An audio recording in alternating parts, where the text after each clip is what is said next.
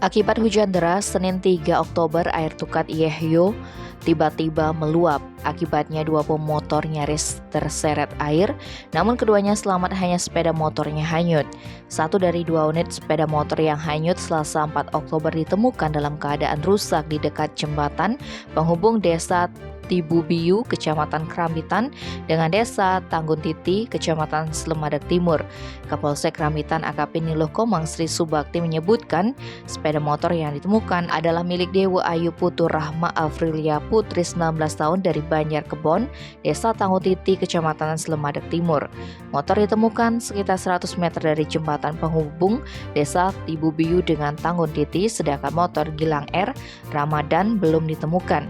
AKP Sri Subakti menjelaskan Dewa Ayu Rahma adalah salah satu korban hanyut akibat meluapnya aliran sungai Yeho, Senin sore 3 Oktober. Korban terseret arus Tukat Yeho ketika hendak menyeberangi jembatan. Ketika sampai di tengah jembatan, air tiba-tiba meluap dan menyeret korban bersama dengan sepeda motornya. Korban sempat ingin mempertahankan motornya, namun karena arus terlalu deras, akhirnya motor dilepas dan korban ditolong oleh saksi Nengah Sude. Korban lainnya juga hampir hanyut adalah Gilang R. Ramadan, 29 tahun. Saat itu dia datang dari arah barat menuju arah timur. Sama halnya dengan Dewa Ayu Rahma, Gilang juga nyaris hanyut bersama dengan motornya. Syukurnya hanya motornya yang hanyut dan masih dalam proses penyisiran petugas Pol Air. Dilanjutkan, AKP Sri Subakti, kejadian meluapnya air Tukat Yeho terjadi pada Senin 3 Oktober.